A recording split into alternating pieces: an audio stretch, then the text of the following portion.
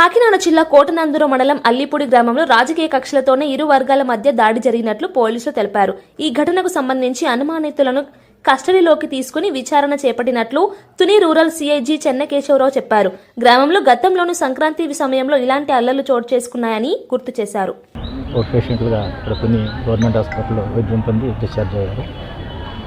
ఇది కేవలం పాత కక్షలు, గత ప్రభుత్వంలో జరిగినట్టు పాత కక్షలు, తప్పుడు కేసులు పెట్టారనే ఉద్దేశంతో ఇప్పుడు ఉన్నటువంటి సినారియోలో కావాలని దాన్ని ఇప్పుడున్న క్యాడర్ని ఏదో విధంగా డిమోడల్ చేయాలనే ఉద్దేశంతో దాడి చేసినట్టుగా కనిపిస్తూ ఉంది.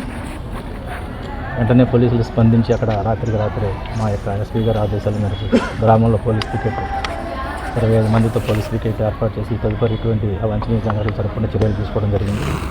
అదేవిధంగా కేసు నమోదు చేసి జరిగిన సంఘటనలపై ప్రత్యక్ష సాక్షులు సర్కమ్స్టాన్షియల్ ఎవిడెన్స్ వాటిని గ్యాదర్ చేసుకుని ముద్దాయిల్ని పికప్ చేయడానికి ప్రయత్నం చేస్తున్నాం.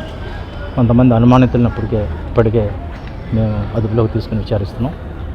పూర్తి విచారణ అనంతరం ముద్దాయిల్ని ఒకటి షార్ట్ టైంలోనే ఈరోజు లేదా రేపు షార్ట్ టైంలోనే అరెస్ట్ చేసి మిగతా విషయాలన్నీ కూడా మీకు కూలంకుషంగా వివరిస్తాం.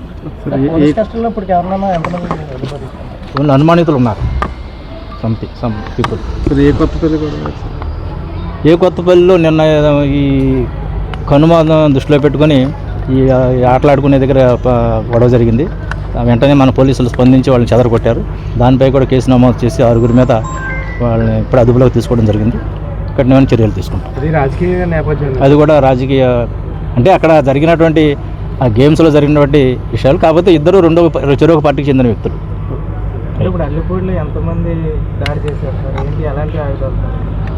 ఐరన్ రాడ్స్, నైఫ్స్, కత్తులు, కర్రలు, అక్కడ సీన్లో బ్లేడ్లు కూడా దొరికినాయి. మారణాయుధాలతో అయితే చేశారు కావాలనే ఉద్దేశంతో. సుమారు ఒక 50 మంది వరకు దాడిలో పాల్గొన్నారని ప్రత్యక్ష సాక్షులు చెప్తున్నారు. 10 మంది వరకు ఐడెంటిఫై